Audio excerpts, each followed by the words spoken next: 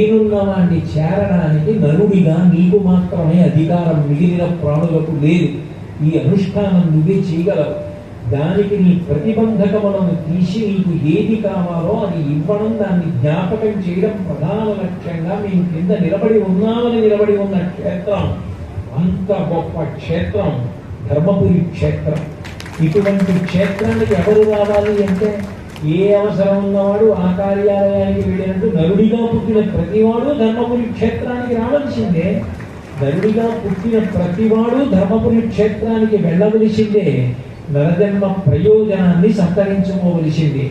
అంత గొప్ప క్షేత్రం. అందుకే భగవంతుడిచ్చినటువంటి కేవలం ఆ వాక్కుని సద్వినియోగం చేసుకున్నంత మాత్రం చేత నువ్వు ధరించగలవు. దాన్ని నువ్వు సద్వినియోగం చేసుకోవడం నీకు చేతనైందా?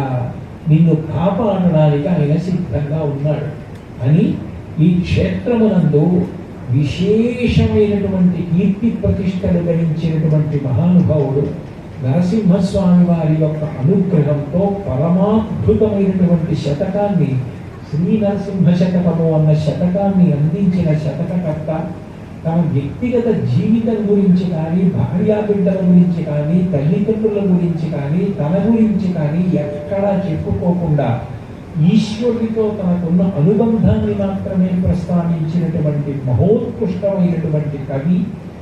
ఎవరి శతకంలో ఉన్నటువంటి పద్యాలు ప్రతిరోజు చదువుకున్నంత మాత్రం చేత నరసింహస్వామి వారి యొక్క అనుగ్రహములకు పాత్రులమవుతామో, అటువంటి మంత్రస్వరూపములైనటువంటి పద్యములను తెలుగులో అంత బాగా రచించి అందించినటువంటి శేషప్ప కవి పుట్టినటువంటి అద్భుతమైనటువంటి క్షేత్రం ఈ ధర్మపురి క్షేత్రం.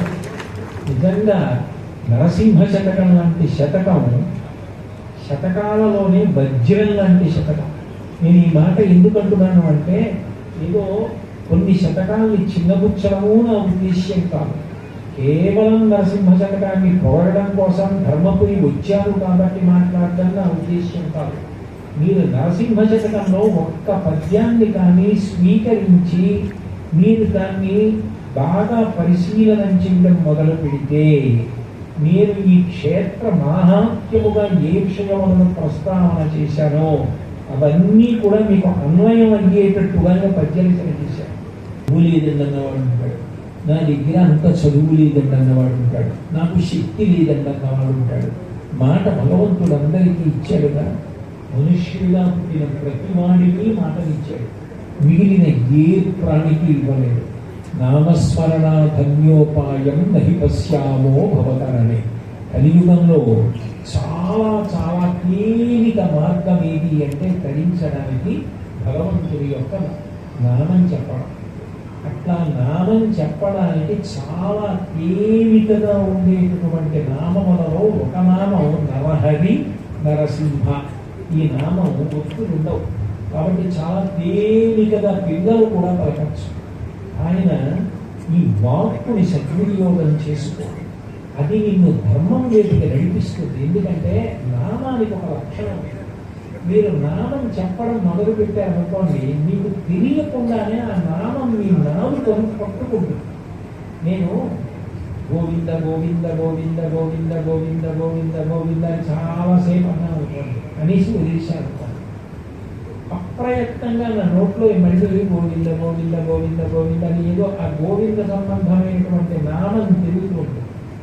మీరు ఏది అన్నారో, ఏ నామం చేశారో ఆ నామం మీ నోట్లో తిరగడం అలవాటు. పైగా నామము ఏం చేస్తుంది అంటే, అది చెయ్యనిది ఏది లేదని చెప్పాలి. అంతేగాని నామం ఇది చేస్తుంది అనేది చెప్పలేదు. అప్పుడు మీకు ఏది ఇవ్వలేదు భగవంతుడు.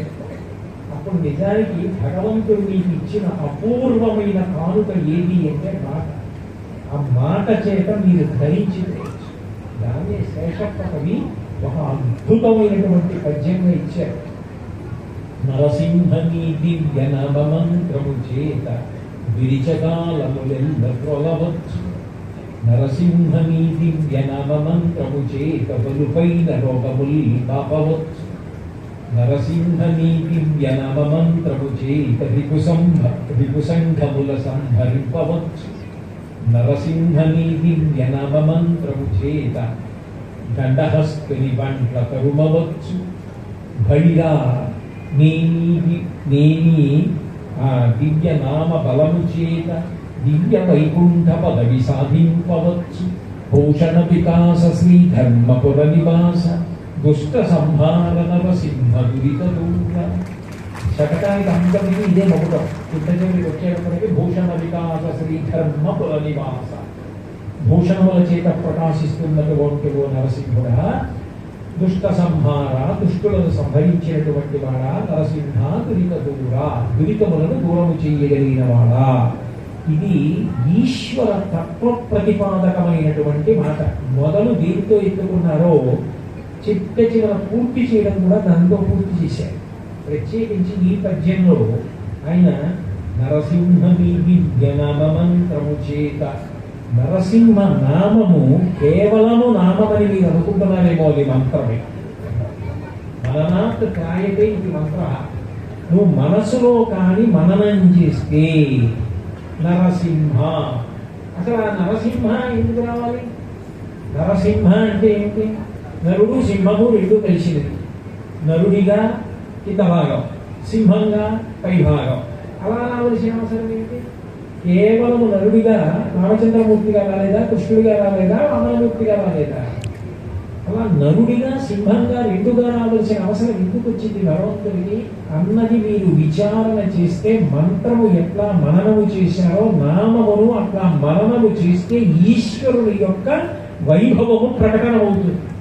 ఎందుకని అసలు నరసింహావతారం ఎందుకు వచ్చింది అంటే, నరసింహావతారము భగవంతుని యొక్క తత్వమును నిరూపణం చేయడానికి వచ్చింది. విష్ణువు అన్న మాటకు అర్థం ఏంటి? వ్యాపకత్వం, అంతటా నిండిపోయి ఉన్నవాడు. అంత బహిష్యత సర్వం వ్యాప్య నారాయణ స్థిత. లోపల బయట ఆయన లేనిది లేదు, అంతటా ఆయనే. నిజానికి విష్ణు సహస్రనామంలో విశ్వం విష్ణు అంటే